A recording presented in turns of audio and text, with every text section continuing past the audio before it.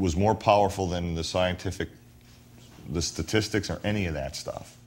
On average, 5,000 kids a year commit suicide in America, and most parents never know exactly why. I wanted to find out why Donald Hooten is so sure that the answer could be as simple as steroids.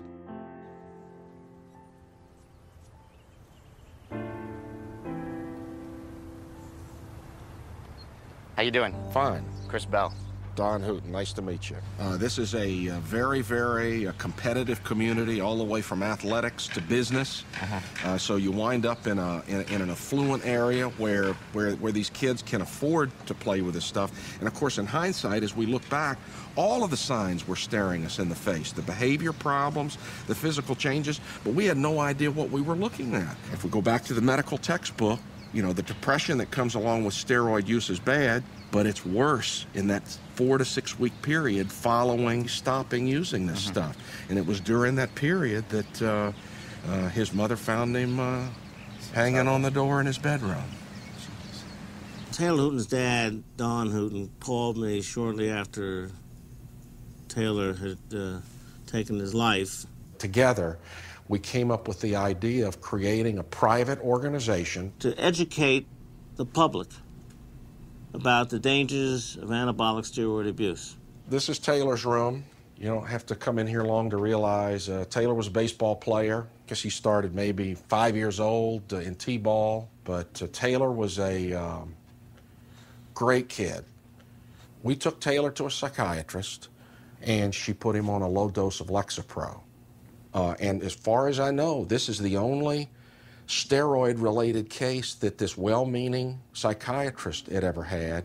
And when the psychiatrist recommended that Taylor go cold turkey and stop using steroids, was a formula for disaster. Well, I feel terrible, obviously, about Taylor Hooten, but Taylor Hooten had a lot of problems, and he was on other drugs. According to some newspaper accounts, he was on SSRIs, antidepressants, which have been shown to be associated with suicidal ideation and suicidal behavior. So whether his suicide was due to Lexapro or due to steroids or due to depression or due to stress of being a great athlete or 5 other things, I don't know. Do you think that perhaps, you know, when I look on the on your website for the Taylor Hooten Foundation, do you think it's a responsibility to include antidepressants in there just in case there are critics, or just to raise the awareness of how dangerous perhaps antidepressants may be? No, I don't, and the reason is our battle's not with antidepressants. Our battle's with steroids. The National Institute on Drug Abuse said the dangers of anabolic steroids are temporary and reversible. My son is dead.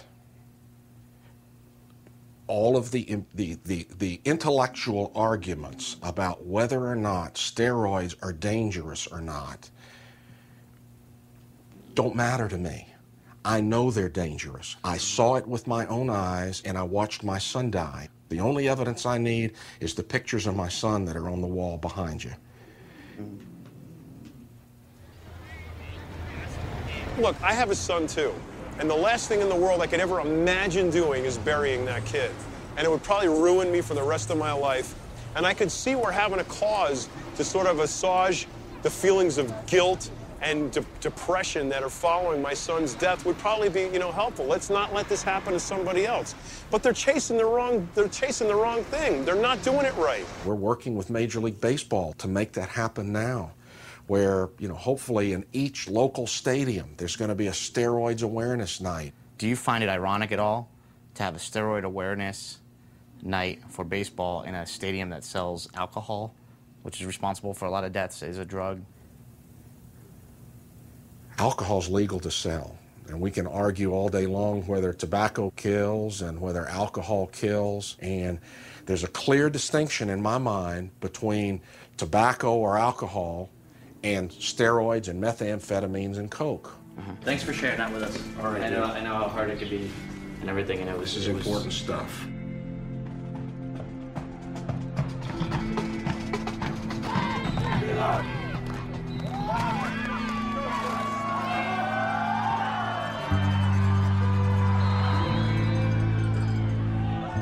Anybody who asks me about it, I let them know. I tell them why. I tell them, you know, how much I take. I'll tell them anything they want to ask me about them. What about the kids?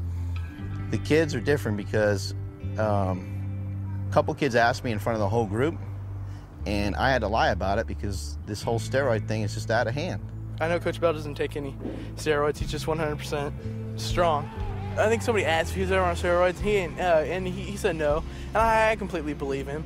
He just teaches that steroids are basically, there's a cheap way out of doing hard work. I say they're not for kids. Steroids are not for kids. That's plain and simple. You should achieve some things naturally, and then maybe you should think about them when you're, you know, an adult. The main reason why I don't take steroids is because he got into my head that I don't need them, that I got the potential right now as a teenager to get as strong as I want. What good would it do them to know that I take steroids? It wouldn't do them any good. They'd just be like, oh man, he's a cheater. Would you ever tell our parents that you do it? I mean, you know, if they ask me. I only cook 2 pounds. I hope it's enough. You know, we went to church all the time. I grew up in a great family. I don't think I could ask for anybody better to be parents, you know. And when I went to USC, I didn't do any drugs. I didn't do anything. So like, you're a good boy. And then I got to a point where I actually tried steroids. I tried Winstrol, which is injections. You injected a needle in yourself? It's just in the muscle. Yeah, because you get to a point where you're like, I'm kind of getting out of shape. I don't feel like I used to. The reason I stopped doing it was because I thought it was immoral. I thought it was so wrong, and like, what if my parents found out I did this? I think it's really hard to hear that you tried them and everything, but For you. It's not hard for me. What I'm saying is that it's hard to hear it. And what about Mark? I mean, how come you're staying big but you're not getting fat? Like, you're just all... I'm getting fatter. No, your face is rounder than normally. I put on body fat. You're about 7 or 8% higher than you normally are, wouldn't you say, for how much heavier you are? I have no idea. I don't really care either. He's already married. He doesn't care. Except Smelly's not saying anything. Don't let your brothers overrun your conversation. When you get caught with something, I think the truth is always the fastest way out of the situation. But it's not always the best way out. You know, she's concerned, just being a mom, and she's just trying to, you know, leave it open where I could say, yeah, you know what, I do them, and this is why, and I think that's what she's looking for. But she still never directly asked me, so until that time comes, I ain't saying nothing.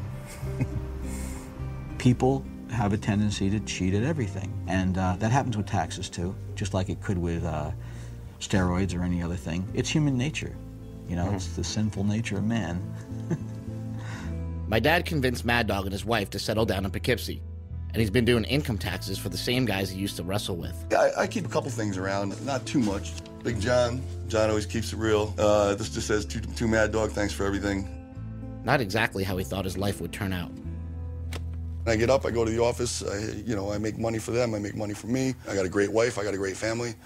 But I wanted to be a famous wrestler, and I wanted to live the life. I wanted to be on the road, traveling, meeting people, making money, having fun, living the life. He'll break down and he'll be crying and he'll say, like, Dad, the biggest fear I ever had in my life is being average Joe, and I'm 36 years old, and that's all I can see for myself. What do you want to do now? Like, where do you see yourself going? I mean, the immediate goal is to, get out of Poughkeepsie, move to California, establish my name, and, and then start my own business eventually. Seemed like he was